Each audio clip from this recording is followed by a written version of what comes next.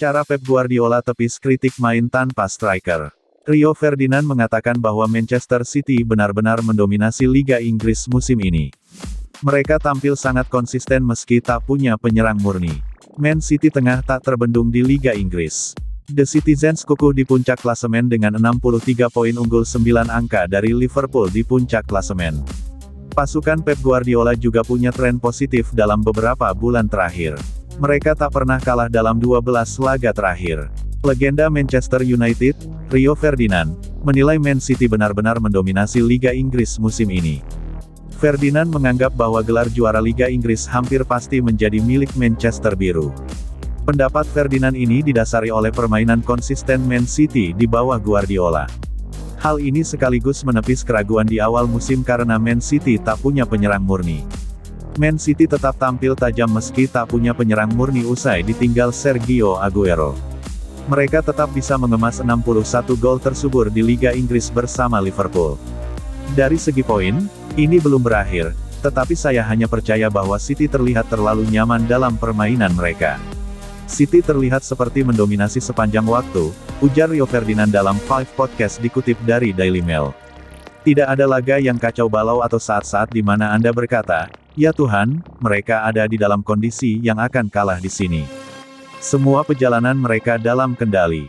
Omong-omong, Pep Guardiola melakukan ini tanpa striker yang ada di timnya. Dia pada dasarnya mengacungkan jari tengahnya ke seluruh liga dan semua media yang meragukannya di awal musim dan berkata, "Lihat nih buktinya, kami akan memenangkan liga," jelasnya.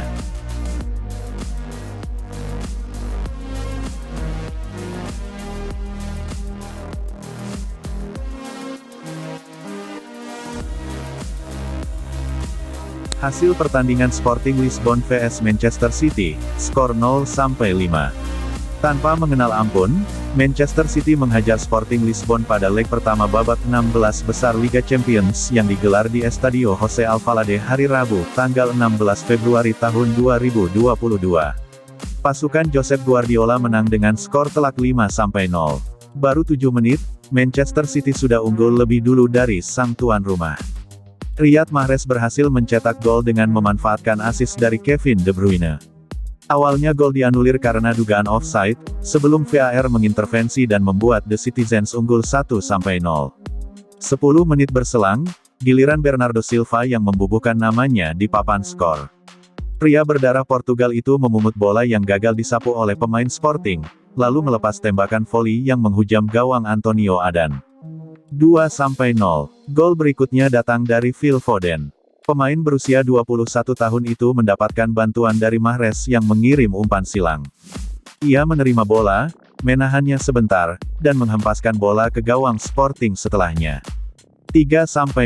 Manchester City mengoyak gawang Sporting untuk keempat kalinya jelang akhir babak pertama. Bernardo Silva berhasil membukukan gol keduanya di laga ini, memanfaatkan assist dari Raheem Sterling.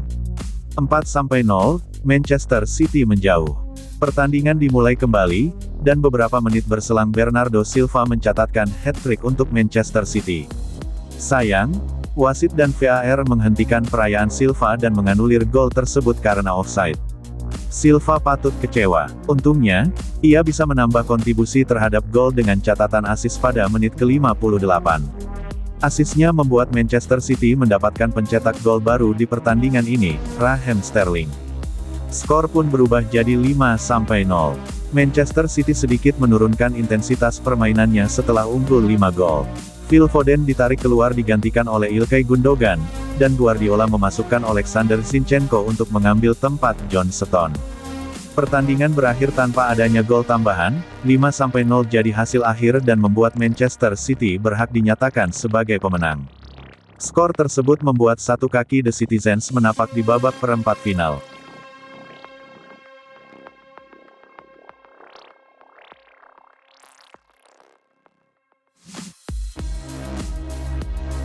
Man City tak perlu ngotot untuk boyong Erling Haaland. Manchester City diyakini tidak terlalu ngotot untuk mendatangkan penyerang Borussia Dortmund, Erling Haaland. Pemain internasional Norwegia itu akan menjadi salah satu pusat perhatian di jendela transfer musim panas mendatangkan mengingat klausul pelepasan kontraknya yang senilai 75 juta euro, 1,2 triliun rupiah, akan aktif. Meski nilainya cukup besar, namun klub-klub top tak akan keberatan mengeluarkan dana tersebut jika mereka mampu mendapatkan jasa Haaland. Manchester City disebut sebagai salah satu peminat utama Haaland setelah mereka gagal memboyong penyerang Tottenham Hotspur, Harry Kane, tahun lalu.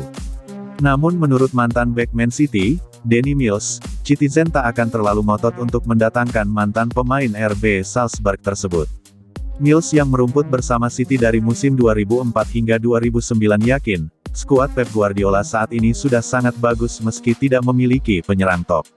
City tidak akan menyesal tidak merekrut striker di musim panas, kata Mills kepada Football Insider dikutip dari Manchester Evening News, Selasa tanggal 15 Februari tahun 2022. Mereka unggul 9 poin, dan oke, Liverpool memiliki satu pertandingan di tangan, tetapi lalu apa?